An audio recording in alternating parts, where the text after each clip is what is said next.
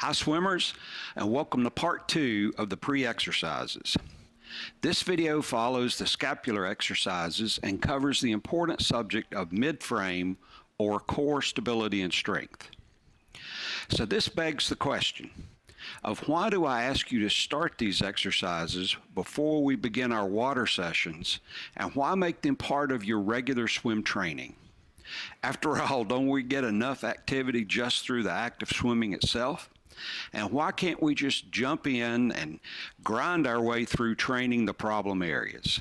The short and long answer is no.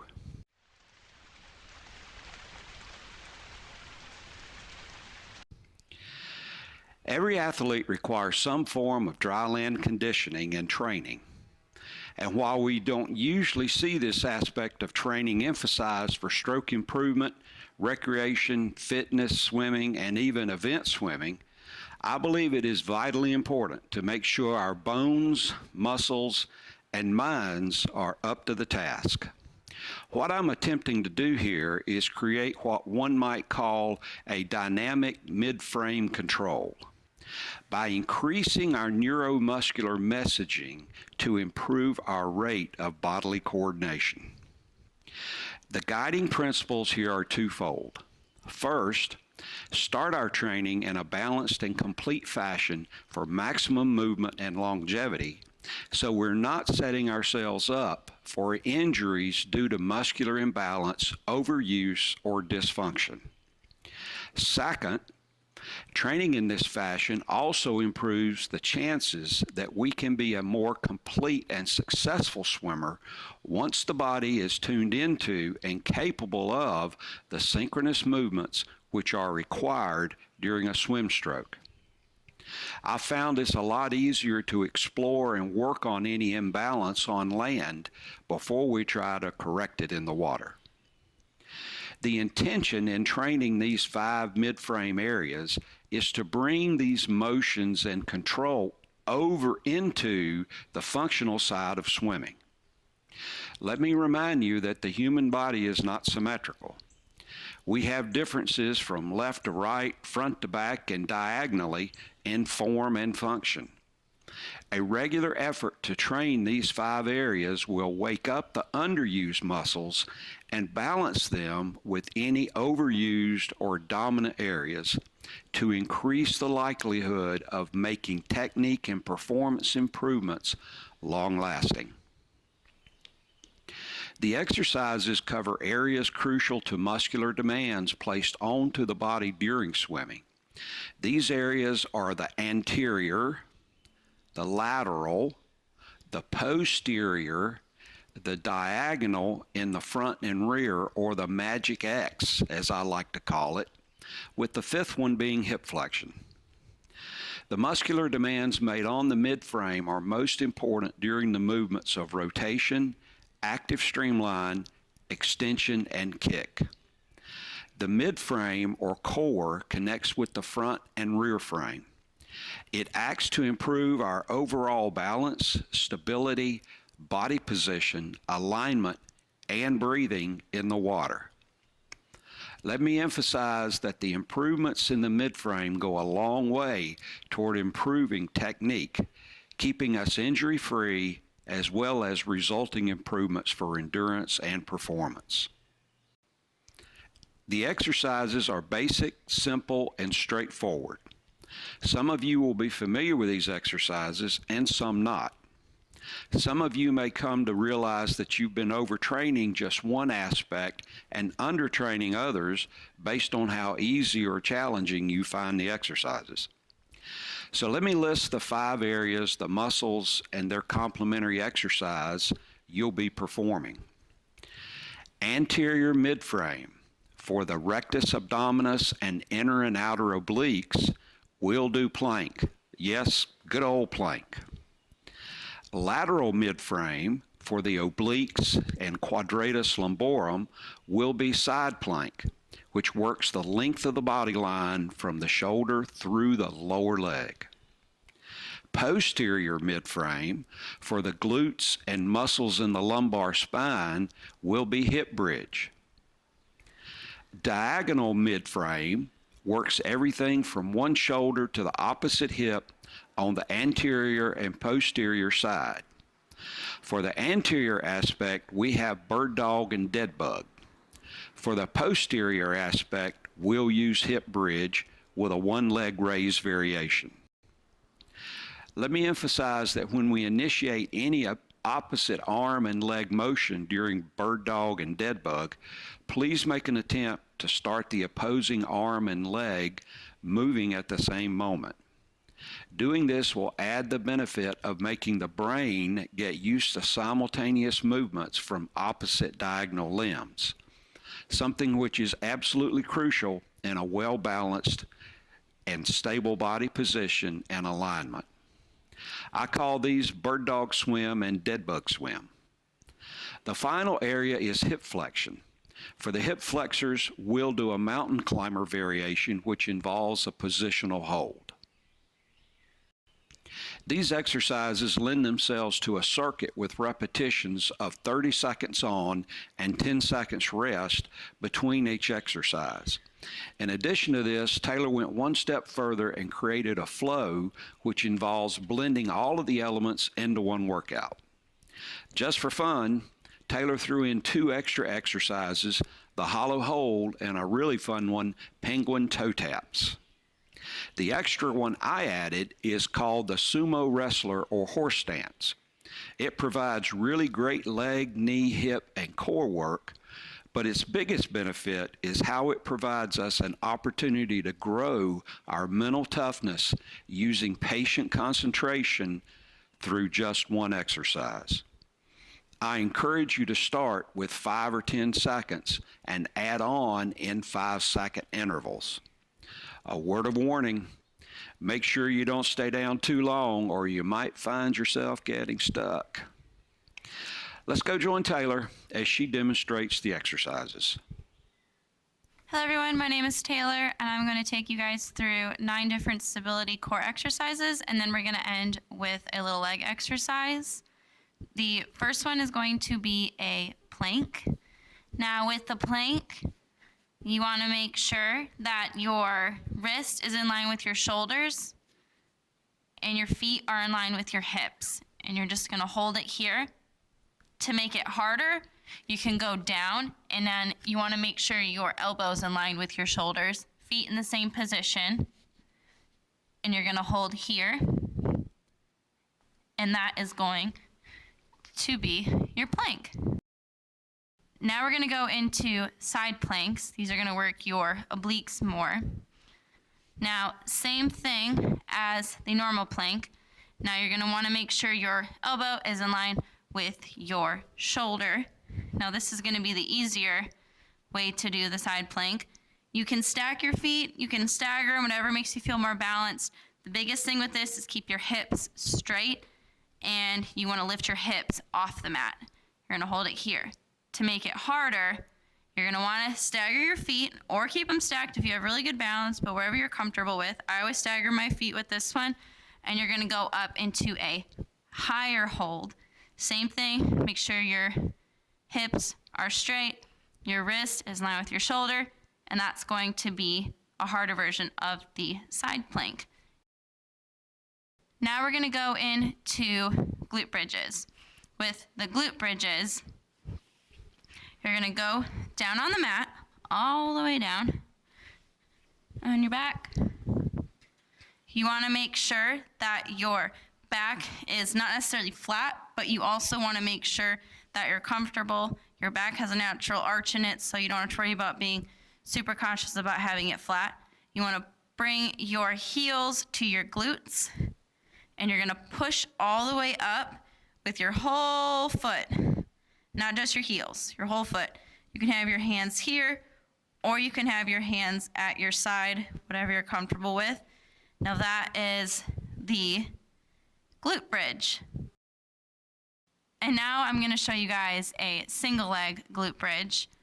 So in the same position as the glute bridge, you're going to go down on your mat.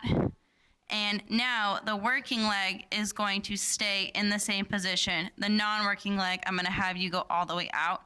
I'm first going to show you guys a different version to make it a little easier, and then I'm going to show you another version to make it a little harder. So the easier version is you're just going to, same thing as a glute bridge, you're going to bring your hips up, drag that heel just a little bit, you're going to come all the way back down.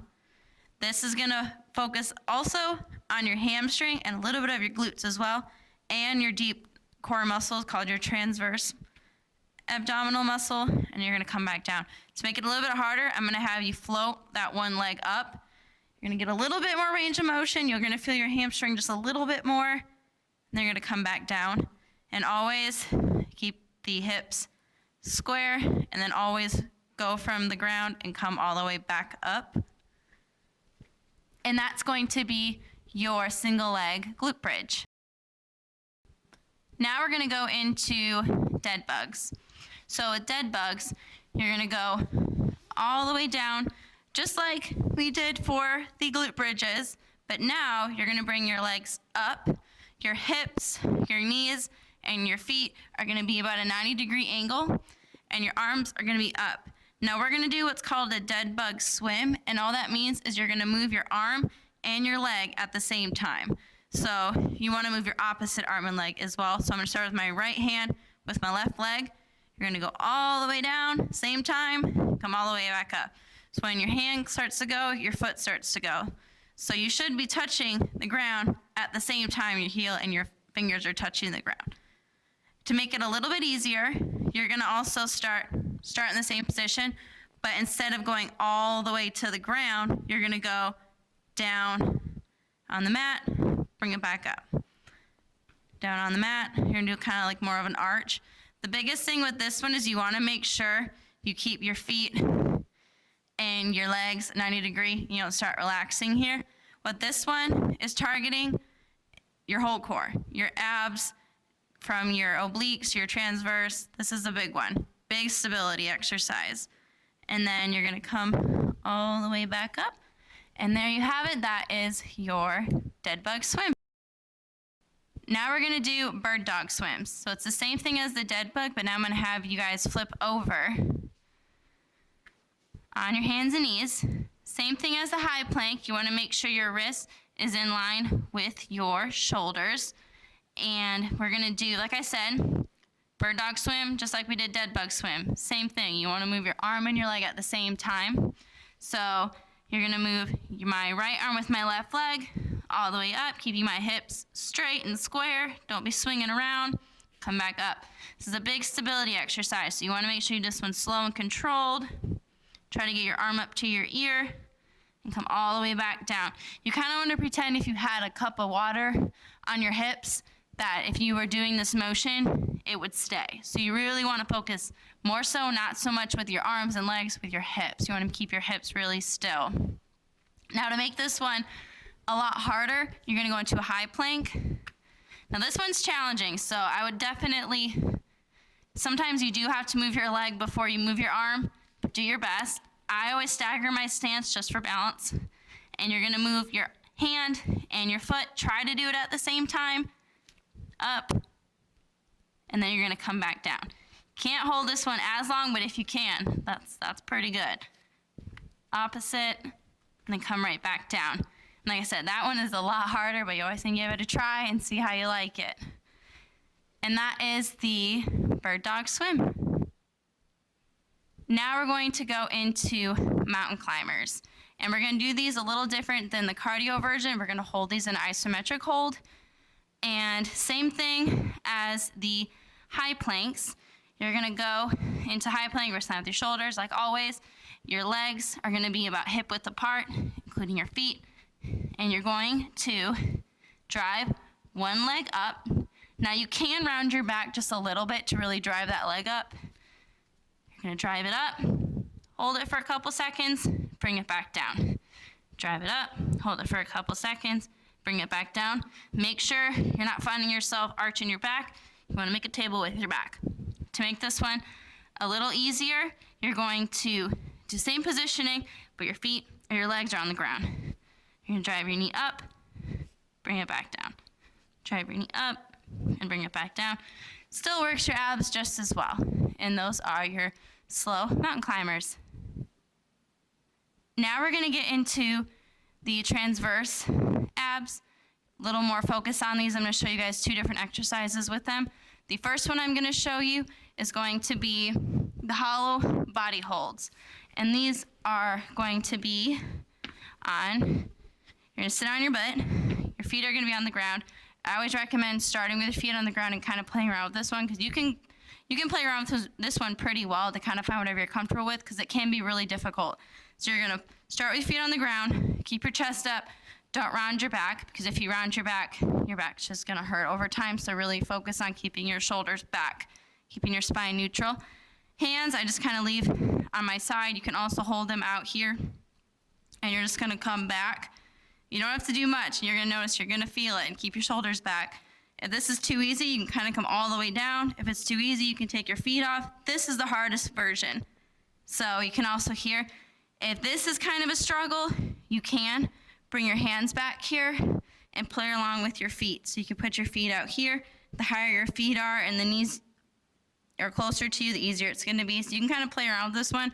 I always recommend just leave the feet on the ground and come back and see if you're comfortable. Use your hands, and if it's too easy, start using your legs. But that is going to be the hollow body hold. Now, the next exercise I'm going to show you guys is going to be toe taps, penguins. This is also going to focus on your transverse abs. And this one, you're going to go on your back like the glute bridges. Tuck your toes and your heels up to your glutes. This one, you are going to need your arms straight out. And you're going to lift the upper part of your back, your scapula, up, lift your chest up, and you're just going to swing side to side. Now, you don't want to reach side to side. You want to use your whole core. So your other arm should be moving at the same time. You're just going to come back to back. And those are your toe taps or your penguins. Lastly, I'm going to show you guys how to do sumo squats. So these are the little extra leg exercise. So you're going to stand up. Sumo squats, I'm going to have you guys hold it. So it's going to work on a little bit more of your mental toughness. Now, all sumo means is wider than hip width. So you're just going to go out a little bit. If you want to come out all the way, you can, but it's really whatever makes you more comfortable.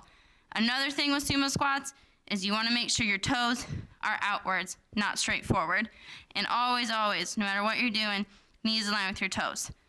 Another thing, you want to make sure you set your hips back. And what I mean by that is, I can show you guys from a side view, is if I'm going to start squatting, I'm not going to want to squat here.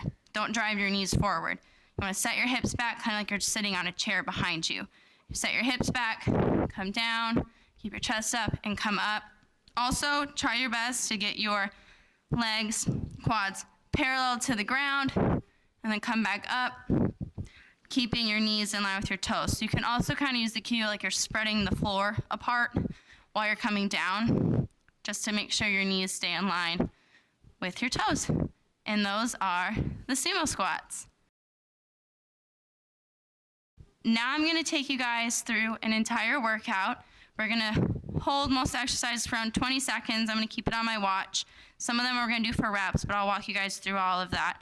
The first thing we're going to do is going to be the plank. And like I said, down here is going to be harder. Up higher is going to be easier. I'm going to show you guys from down here. We're going to hold these for 20 seconds, and then we're going to go right into the side planks for 20 seconds. So I'll give a little bit of time for transitioning, but let's get into it. So go into the regular plank, elbows line with your shoulders, feet hip width apart, and let's hold it out. Really be cautious to not start putting your back down. Keep your back up, stick your booty up. Make a table with your back. Already halfway through. You're gonna hold it out. Don't forget to breathe. Keep going. All right, now we're gonna go into the side planks. You're just gonna, doesn't matter what side you start on, just make sure you do the other arm. And side planks, we're gonna start in 3, 2, 1. Lift your hip up. And remember, if you wanna do the harder way, you can go into that high plank on that one hand, make it a lot harder. You can also, with this hand here, you can stick it up here. Doesn't matter. Keep the hips straight. Got 5 more seconds, and we're gonna flip to the other side. Good. All right. Now we're gonna flip to the other side, get the other oblique. Start my timer up. 3, 2, 1. Go up. Keep the hips straight. I can show you guys this. Keep holding it. This is gonna be the harder version. Hold it, hold it. I like to have my arm up here just for balance. Keep everything square. Good. Keep going. All right. Relax for a second. We're gonna go into the glute bridges now. So with the glute bridges, all the way down. Now we're gonna do this one for reps because for time, I want you guys to really focus on going through the motion and not going for all this time and getting as many as you can in, because we wanna make sure each one is their own little exercise. So here, we're gonna do 10, so you guys can follow my lead. I always put my hands on my side, and we'll start. Go up, squeeze your glutes, down, we're gonna do 10, up, down, that's 2, up, down, 3, go up, squeeze the glutes, down, that's 4, and down, that's 5, halfway through. Go on up, squeeze the glutes, keep the knees in line with your toes, down, 6, up, and down, 7, up, down, 8, 2 more, up, all the way down, 9, and up, hold it, squeeze, down, there's 10. Now we're gonna do single leg. We're gonna do 5 on each leg. So remember, easy version, keep your foot on the ground. Harder version, float it up. I'm gonna float it up. Same thing as the glute bridge. We're gonna do 5, so follow my lead. Go up, down, good, keep the hips straight. Up, down, there's 2. Up, down, 3, you're gonna feel your hamstring. Up, down, there's 4, going up, down, there's 5, right, and we'll switch. Same thing, just doing the other leg. And up, down, there's 1, up, down, there's 2, up, down, 3, 2 more, up, down, 4, up, last one, squeeze, squeeze, squeeze, hold it, and down, there's 5. And then we're gonna go right into our dead bug swims from here. So your arms straight up, your knees, hips, and ankles, 90 degrees. And now I'm gonna have you guys do this one for reps as well. We're gonna do 10, so 5 on each side. Remember, opposite. Go all the way down, bring it back up. All the way down, there's 2. Coming up, 3. Your fingertips and your toes should be touching at the same time. 5, 6, 7, 8, 9, one more, and 10. Nice. And now we're gonna go into the bird dogs. So bird dogs, you're gonna come here. Remember, it's bird dog swims. You wanna do everything all at once. Feet hip width apart, wrist line with your shoulders. Same thing, 5 on each side. Slow and controlled. Go up, hold it, come all the way back down. There's 2, good. Go up, 3, up, 4, up, 5. Remember, reset each time. Up, here's 6, up, 7, up, 8, up, 9, and up, 10. Good. And now we're gonna do the hollow body holds. So we're gonna come back down into the glute bridge. And remember, here, you wanna sit up a little bit and keep your toes on the ground, lean back and hold. We're gonna do this one for time. This is gonna be hard. So if you start here and you're like it's really hard, come back up. You can kind of play around with this one a little bit. So let me get my timer going. All right, chest up and go back and hold it. You should feel your whole core. It's okay if you get a little shaky. Just don't forget to breathe. Keep holding, keep holding, keep holding. Good. You got 5 seconds, you can do it. Hold it out. This one's hard. Good. All right, now we're gonna go down to a glute bridge. Same positioning, doing penguins.